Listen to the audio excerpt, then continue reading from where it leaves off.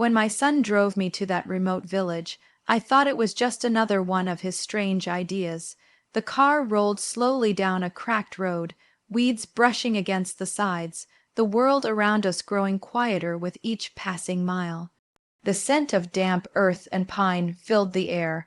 A broken wooden sign leaned to one side, its paint faded so badly that the name of the village was barely legible. My heart felt heavy even before we stopped.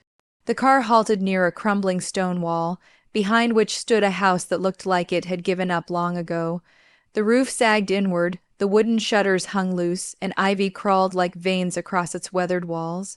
"You'll be comfortable here, Mom," my son said, forcing a smile that didn't quite reach his eyes. There was hesitation in his voice, something fragile, something false. I turned to him, confused. "Ethan, what is this place? Why here?" He looked away, pretending to adjust the car's gear. "Just for a few weeks. You need rest, and the city was getting too much for you. Too much for me. That's what he always said when he wanted me out of the way. Since his father's death, Ethan had grown distant, restless, ambitious, always chasing something bigger. But lately his calls had turned cold, his visits shorter. I thought he was just busy. I never imagined he would do this. When I stepped out of the car, my cane sank slightly into the soft earth. The air was colder here, the silence thicker. I could hear the faint creak of the house even though no wind blew. "At least stay until I settle in," I said, but he was already unloading my suitcase onto the porch. "I have to get back before dark," he muttered. "The roads aren't safe at night." He gave me a quick hug, brief, distant, and before I could say another word, he was gone. The sound of his car engine faded down the dirt road until all that remained was the rustle of dry leaves and my own trembling breath. Inside, the house smelled of dust and rain. The floorboards groaned under my weight.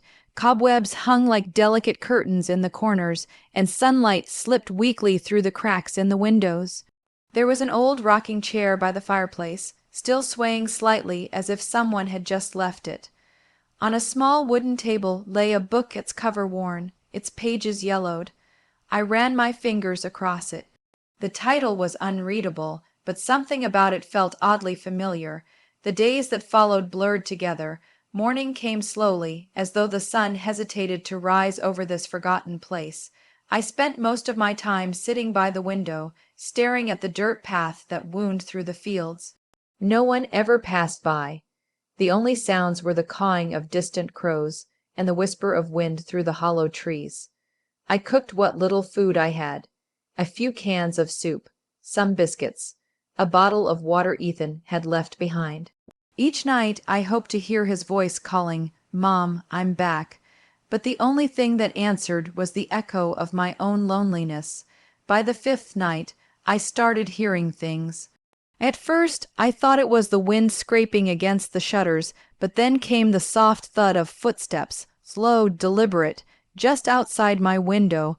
When I gathered the courage to peek, there was nothing there. Only the empty fields stretching into the fog. But I knew I wasn't alone. The feeling of being watched clung to me like a shadow that never moved. On the seventh day, the weather changed. A storm rolled in, thick clouds swallowing the sky. Rain lashed against the walls, seeping through the cracks. As thunder growled in the distance, I saw a faint light flicker through the darkness. From the house next door, my breath caught. I had thought it was abandoned like all the others. The light was warm and steady, glowing like a candle in the mist. I stayed awake the entire night, staring through the window. The light never went out. When morning came, I couldn't resist. Wrapping a shawl around my shoulders, I stepped into the damp grass, my shoes sinking with each step. The air smelled of rain and something else, something faintly metallic, like rust or blood. The neighboring house stood taller than mine, though its walls were just as worn. Its door was closed, but the light still burned faintly through a side window. I hesitated, then raised my hand and knocked. For a long moment nothing happened. Then came the creak of a lock turning, slow and careful. The door opened, revealing an old man. His skin was pale, his hair silver and neatly combed, but it was his eyes that froze me. Sharp blue, clear as glass and strangely knowing. "You must be Helen," he said softly, as though greeting someone he'd been expecting. I blinked, startled. How do you know my name? He smiled faintly. The village doesn't get many visitors. It's easy to know who's new. His voice carried a calm, familiar authority, like a teacher or perhaps a doctor. Behind him I caught a glimpse of a tidy room, lit by a single oil lamp and lined with shelves of old books. I'm sorry to disturb you. I stammered. I didn't think anyone lived here. Oh, many things live here, he replied quietly. Not all of them visible. Then he stepped aside, gesturing for me to enter. Come in, Helen. You must be tired. I should have refused. I should have gone back, but something about his tone, gentle yet commanding, pulled me forward. I crossed the threshold, and the door shut behind me with a soft click. As I looked around, I noticed that everything inside was impossibly neat. The wooden floors polished, the air faintly scented with herbs and smoke. A kettle whistled softly on the stove. The old man poured tea into 2 porcelain cups and handed one to me. You've been here alone for several days, he said, not asking but stating a fact that must have been difficult. I frowned. How could you possibly know that? He looked at me with a gaze that pierced deeper than comfort allowed. Because I've been waiting, he said, and you've finally come. A shiver ran through me. I didn't understand what he meant, but deep down I sensed that whatever this man knew about me, about this place, and about my son, was more than I was ready to hear. His name was Mr. Ward, and he lived alone, or so he claimed. There was something timeless about him, something that didn't quite belong to this world. His posture was straight despite his age, his eyes sharp and penetrating, like he was constantly studying the world around him. Each evening he invited me to his cottage for tea. I couldn't explain why I always accepted. It wasn't loneliness alone. It was curiosity mixed with a strange sense of safety. Inside his home, everything was immaculate. Books lined the walls from floor to ceiling, their spines faded but well cared for. The air always carried the scent of burning cedarwood and herbs. He would serve tea in delicate china cups and talk, not idly, but with a purpose. His stories wove through the fabric of the village's history, tales of betrayal, greed, and the way people's sins never truly left the soil. One evening, as the wind howled outside and rain lashed against the windows, he said something that made my heart skip. "Ethan's a good boy," he murmured, staring into the flames, "but greed blinds even the best of us."